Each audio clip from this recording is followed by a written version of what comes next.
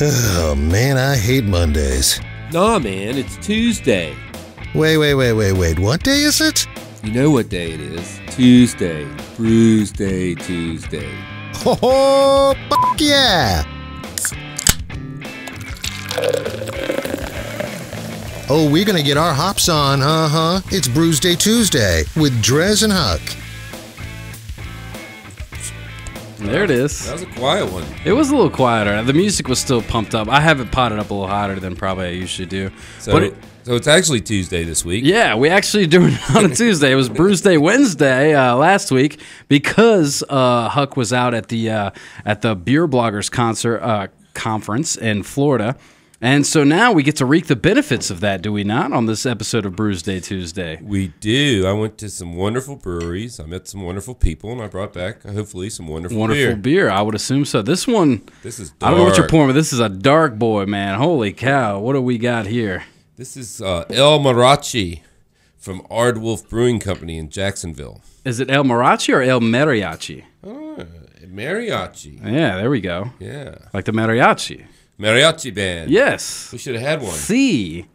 So I have not had this beer. Okay. It caught my eye. Can I see the bottle? You may. Let me see what I purchased a bottle of it. It's one of those big BAMs. It's a pint, 6 fluid ounces. There's still some in there if you want to. So, top yours and off. this is Aardwolf Brewing? Aardwolf. Like aardvark, only aardwolf. And it's a similar animal. It eats, digs, and eats. It's an actual animal. Yeah, it is actually an animal. Aardwolf. I've never heard of an aardwolf. I hadn't either, but I looked it up on Wikipedia, and it exists.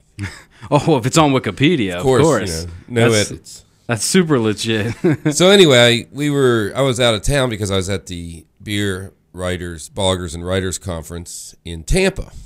Well, each time we do this, is on our 7th one. We started each one. Basically, this is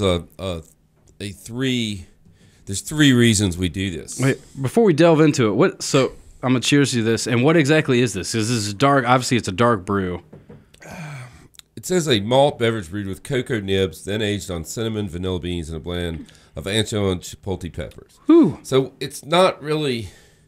It doesn't have a. It's a chocolate imperial stout. That with sounds a southern twist. Oh yeah, yes, way down south, like Mexico. Mexico. So that's what we're trying to say. Wow, yeah, definitely. Wow, okay. We'll delve into that, but that first taste was like these are not bad. This is not bad at all. Flavors. We're not big fans of the dark stouts. I'm not a big stout guy. Is tasty. This is different. We'll delve into that. But yeah, give me a little bit about this conference, man. Let me know what the deal is. This conference has been going on for 7 years, and what it's about is. And I could be wrong, but isn't this conference the reason you got into beer blogging? Was because you're like, I wanted to go to this, so I started up a beer blog. Yeah, I started my blog just so I could go. So I could go to Boulder 7 years ago. Well, it turns out I kind of like it, so I keep doing it. But the reason they do it is, number one, so that we can get together with our peers, other writers, and they have like workshops about internet and how to do this, how to do that, and how to better write stuff, and so on. So that's number one, is get us together, and we get a deal. If you write a couple things about it, you get a deal. Then industry people can come in and want to present their product to us, and that can be beer, that could be canning equipment. We've been to hop farms. We've done all kinds of interesting new things. Types of like beer glasses or something. One year they had the glass that fills up from the bottom. Yeah, I don't know if you've seen that. A lot of stadiums have it. They put that in Lane. Okay. Yeah. So it fills the glass in the bottom. Mm-hmm. So we saw that one year before it was out. We usually get a distributorship. And like super quick, like super fill. Right. And so, yeah, that's why they do that. So it's fast. And the other thing is we then tour around whatever city we're in and learn about the craft beer scene there. And every city has a craft beer scene. And that's why it migrates every year to a different spot. So it's been, if I can do this in my head, it was Boulder. I always get the Boulder, Portland, Oregon. Then we went to Boston. Mm-hmm. Then we went to Indianapolis. Then we went to San Diego. Mm. Then we went to Asheville, North Carolina. Yeah. And now we're in Tampa, Florida. So anyway, the day before we go, they have a pregame. So I did actually a pregame. Of course. So I would expect nothing less from Huck. Well, they started at noon, and I'm not one to get up early and get on a plane and get somewhere by noon, so that wasn't likely. So I went ahead and went up on Wednesday and spent the night Wednesday night. I met up with some of my peers, and we went out and we went to this. They didn't go with me. We went to another bar, and I had to meet a guy, a friend of a friend, who wanted me to meet him. So, so I went to meet him. On the way, I was going to meet him at this brewery, and I told the Uber driver I was going to this brewery, and he goes, "Oh, you ought to go to this other brewery, this Aardwolf Brewing." I said, "Why should I go there?" He goes, "Well, it's Wednesday night, and they do a 1.7 gallon batch every Wednesday night."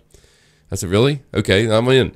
So he takes me there, and I said, "A 1.7 batch? 1.7 gallon batch. Yeah. That's it." Yeah. So I said, "So like if you're not there that Wednesday, you're not tasting. You're not there in the first 20 minutes. You're not tasting it." Yeah. So I take him in. I said, "I'll buy you a beer for your tip." He says, "All right." So he comes in.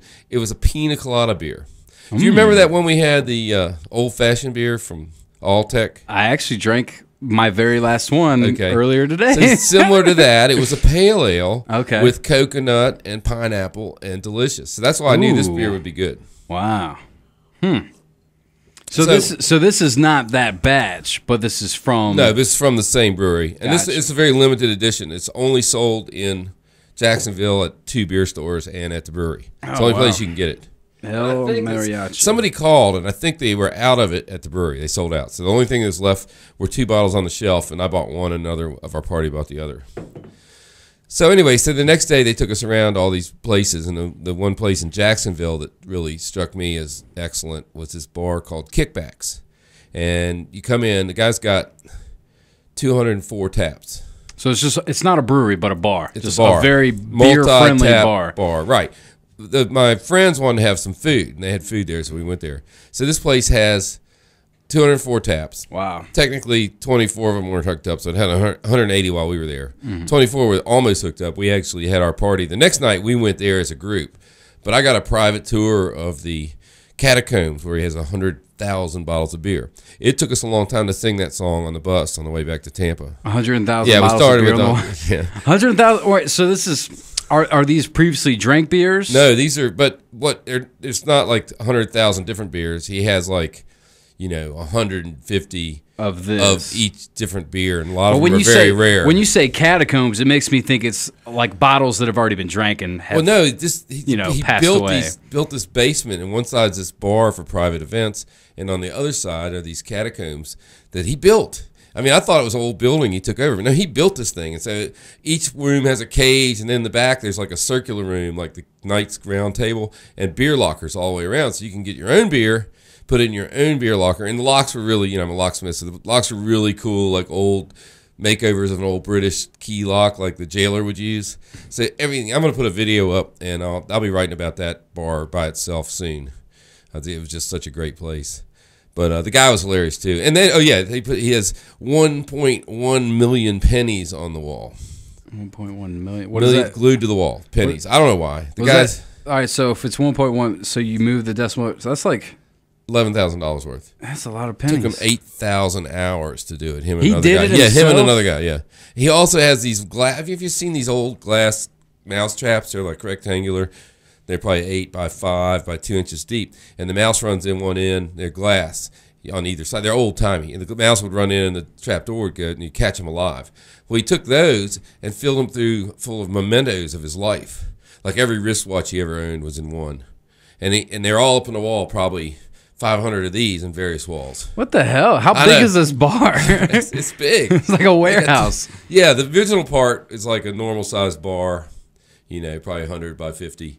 And then it comes in, he built all this other additional on it, so it's like a huge room. And there's an old coffee urn that's got 78 taps on it that's probably 6 feet tall and all this ornate stuff. Everything in there is just ornate and fancy. Downstairs, he's got all the Belgian tap handles, like the pink elephant one, all the different ones. Mm-hmm. And just the actual really cool Belgian one. The guy must sell a ton of beer. He had all kinds of beer. And what's this place called again? Kickbacks. Kickbacks, where exactly? It's in... Jacksonville. Yeah. In Jacksonville, downtown. Wow. Kickbacks, man. Definitely sounds like a place to check out. Yeah, I definitely recommend you go there. And we went to a couple other breweries. I can't remember them all at this point. I'm just hitting the high points here. I'm guessing, so you were down there from, like you said, you went down Wednesday. I was there a week, basically. So, yeah. Went Wednesday, came back Tuesday. I can imagine the Beer Bloggers Conference tends to blur, some days blur together. Yeah. And, like I say, I'm trying to hit on the high points here. I don't want to talk all night about, but Jacksonville is just pregame. But anyway, those two places I would say they were great bars. There were several other breweries we went to in town in Jacksonville, so it has kind of a beer scene. One of them wasn't open yet, and it's going to actually have like a boat dock you can ride up to. But they weren't ready, so we went and looked. It's kind of as beer bloggers, we're all standing around without a beer. I took a picture. I said, "Here's a rare photograph of." Yeah, I remember seeing that one. You're like, no beers are being drank here at this point. Well, I'm down to hear more about the Bloggers Conference, but right now, man, I'm thinking we should maybe untap this El Mariachi, man. We use the Untapped app. It's free to download. You rank a beer from 1 through 5, and we see where we stand with it, man. I'm gonna go ahead and let you take the lead on this one. All right, I'm liking this beer. A little bit hot, a little bit spicy. Not a style of beer I particularly go after, but I can't fault this beer for anything. The color is, almost. I want to say rust, but it's like a pleasant rust. Rust. More like swamp water. I don't know if you ever. Because the head on it, mahogany. Well, the head was very thin, first of all, but it almost does have a caramel kind of look to it almost. Yeah, and it's very malty. I'm going to give this thing a 4.25.